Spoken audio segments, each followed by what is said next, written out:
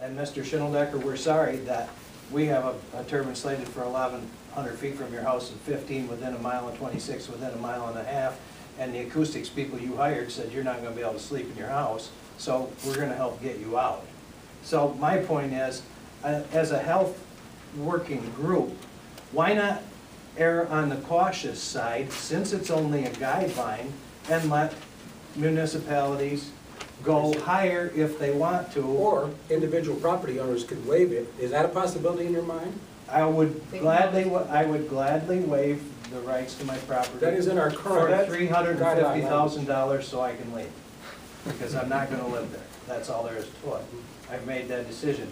I've chosen to live in a rural area with less future development and availability for my own business to raise my family in a healthy rural setting where we have dogs, we have acreage, we have a pond, and we've got a lake. And I chose to live in Leadington, even though it's geographically isolated. My availability to industry and to make a bigger living has been compromised by the quality of life that I want to live. I choose to live there. I'm not forced to live there, I didn't grow up there. That's where I choose to live for the last 20 years. And that's where I've made my home. And to have something imposed on me that now all I have to do is fight, and take off work, lose time, spend my own money to try to conserve and preserve my family's health, sleep, and our rights to live where we wanted to, it's a big deal. And 55 would never get it, 50 won't get it, you know, and I've hired consultants. Well, how do you know? What's that? How do you know? How do I know it won't get it? We've seen that. How do I know it won't get it? Because I've called a lot of people in a lot of different states. But before you go there, let me just say one thing. When you say, I don't want to have this imposed on me, understand that the only people who can impose this are your local government officials. But they open your guidelines and they say, those people down in Lansing know more about this than we ever did, because you're a cook in the restaurant, you're the waitress, you're a bartender part-time, and you're a farmer.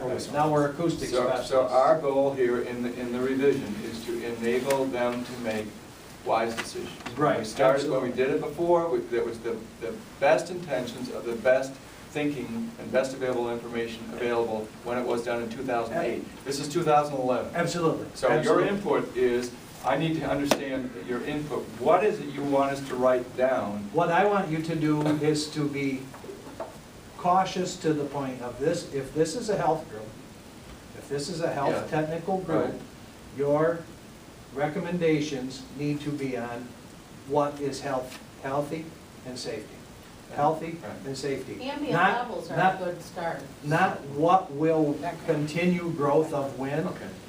I assure you, no one on this committee that I have heard, including myself, would serve on this committee if we didn't agree with what you're saying. Mm-hmm. So the rub comes here down to whether or not we make recommendations based on our personal opinions, or what we can move from the assumption or opinion column to the fact column. And the fact column is where it gets really hot. And the fact column for me, and I'll try to be brief.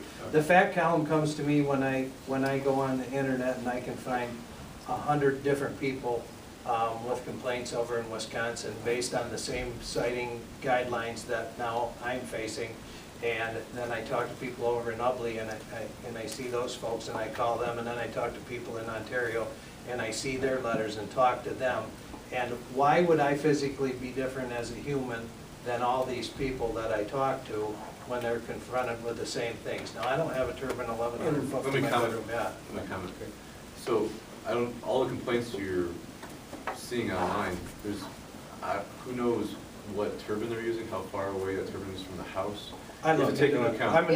Okay. I'm an engineer. Well, we've looked at all the peer-reviewed literature out there, pretty much all that we could find on noise and health effects from wind turbine noise. And so we've taken that into account in drafting this. So, well, the internet, the comments, that's not peer-reviewed literature.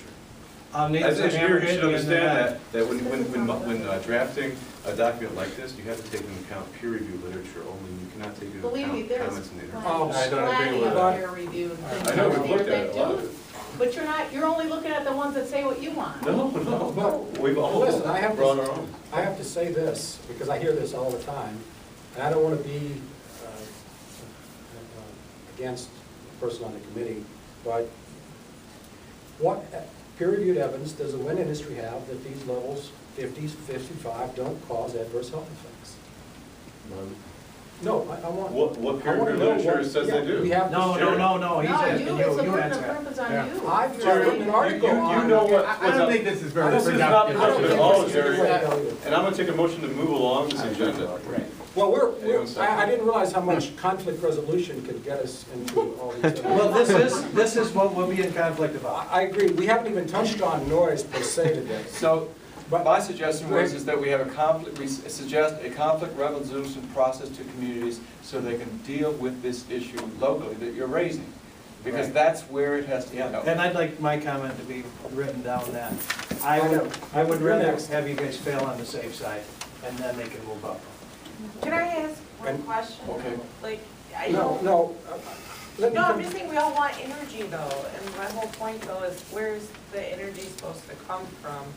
I'm not getting into what the health standard's supposed to be or the distance We can't for wind resolve that turbines. issue But today. it is playing a role, and will play a role in Well, our future. the day after I so- came to Mason County, there was a nuclear problem in Japan, okay? So that's caused a little bit of change in the debate. over Can I nuclear. respond to that as a concerned Well, I just citizen? wanted Well, we can't solve that issue. No, but I want to offer a suggestion. Quickly, please. It's called being responsible. You're impacting an area. You need to, that impacted area has to be dealt with properly and fairly, and it's not being done right now. If wind industry, and I don't think anybody here started out being against wind, I'll guarantee you, we were all supportive of the wind Right. industry. And when we found out what was going on and how it might impact us, then we became concerned. You have to deal with those concerns in a responsible fashion. That may be buying out the people within that community. That may be have to be Right. response to Okay, it. And let's- will that cost the world or our state or maybe the US more money to put the energy in? Absolutely. But you shouldn't be doing it at the expense of the people that are living there, and that's what's happening right now. And that's true of all forms of energy.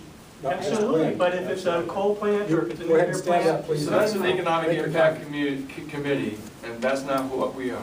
We're dealing with the health issues.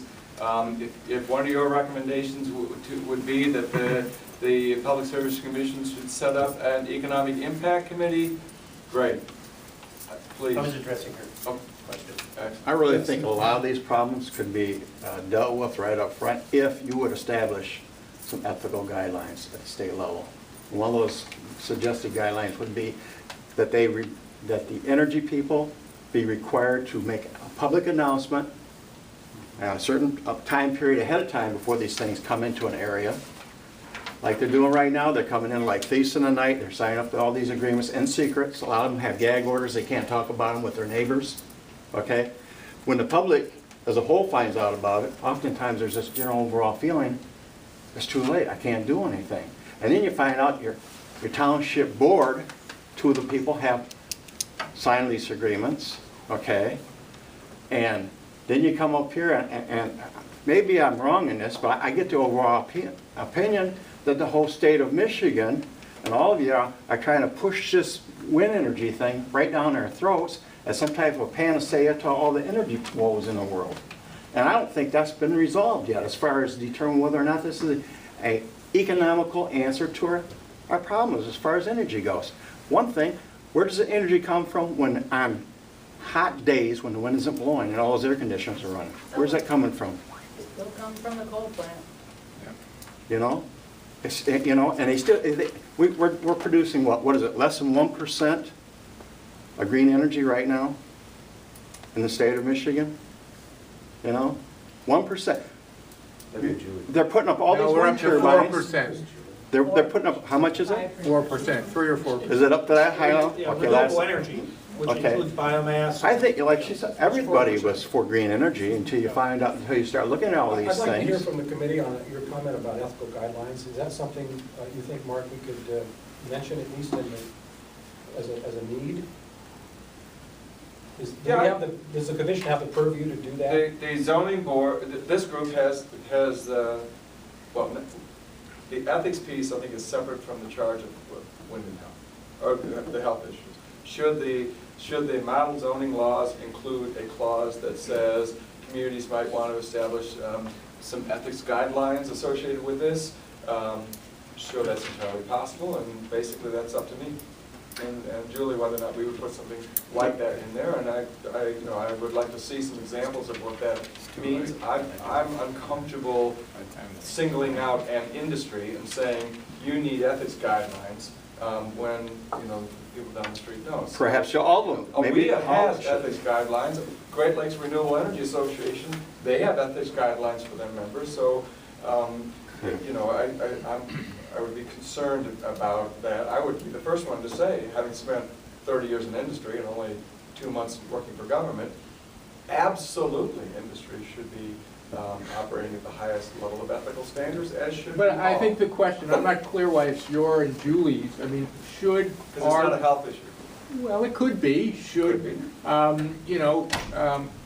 a municipality, in considering the zoning issue, should not have people who are personally will benefit from the decision. I mean, That's not a health issue. But you have suggested recommended guidelines for siting. Absolutely. Okay. I'm not- Why I'm not couldn't you, disagreeing along with with that, you. have attached ethical recommendations to local townships that in the event that these wind developers wish to come into an area, they should do certain things. They should have a public hearing, okay? Make some type of a formal announcement in the media, okay? These things are coming in. We shouldn't find out about this after the fact, Yes, especially when it's right. affecting my So family's I will tell you well-being that- and my property That value. in the zoning material, that John went out through the SWAT process and talked to communities about the planning process for wind and educating people about wind. In the model zoning law, there is not a section that deals with planning. Okay. There will probably be a new section in the new guidelines saying to communities, there are things you should do about considering descent planning, including many of the things that you're recommending. And I think that any reputable business would agree with that. You would think so. You would think that they'd be practicing this already, but time and time again, you hear the same story played out in every community in the state, and not just in this state, but other states where these developers come in under the radar, or like thieves in the night. They sign up all these lease agreements with the farmers before anybody else in the community knows anything about this. You got people on the township board that are signing these, and by the way, that's a violation of law. That's conflict of interest right there, and we're in the process of ruining that in our particular township. Good. But it seems like to me the state attorney general should climb on board on this too, because these people are blatantly violating the law. They know when they sign up these township officials that they're committing conflict of interest, and yet they're doing it anyway. And they're even eliciting our township supervisor to go out and recruit farmers ahead of time, paid him, okay, to do so, okay? And then we find out about it after the fact. Believe me, I've become a lot more knowledgeable about wind and DBA and all the rest of it than I ever wanted to be, okay? But you're forced to be because your township people don't seem to be caring too much because they're getting money from the wind energy people. And in between all the good neighbor agreements that are going on, and then, you just get this overall feeling that there's one big stink here in this state. And I think before it's all over with, we're not going to encourage development in the state. I think by the time it's all done, our electric rates are going to go through the ceiling, and you're going to see people bailing out of the state. Because number one, they don't want to have, I live in a rural area on a lake and stuff, worked my life in the Department of Corrections for 33 years, put my life on the line every day I worked there, and they're extremely stressed to wake up one day to all this. And it's like, good Lord, my home value is a good possibility it's already gone down. It's going to affect my well-being and my health, Even if it is all in my head, is like the wind industry likes to say it is, okay, it's still affecting me. Could I suggest, Sure. possibly inappropriately, that as an individual, you could write your congressman seriously We've done about that. the subsidies being given to the wind industry? It's Yeah. your taxpayers' money. Good God. We've We done do that. this I've done stuff. that. You get the overall impression from these people, they're just kind of sitting back, waiting which way the wind's gonna blow on this big issue, No, you someone know? else sends them. And which one's gonna get them the most votes when it's all said Our and meeting done? normally ends at 3:30, so I'm gonna try to end it then. You have this- But let's have a question here and then here. I may need a doctor here before I'm through. I'm Bill France, and I'm from Rodgate, Illinois County. First up, as we got onto this discussion, I'm not sure you were finished with your meeting. Yeah, we as far haven't as even your started. agenda. And so some of We these did get comments, to the doctor I understand Yeah, some of these comments may be premature, and so, you know, I would like to compliment you for the way you've handled this, because I think you've done a good job. Most of the, I could sit up here and probably speak for hours like we all could, and, you know, the time's run short. But I guess I wanna just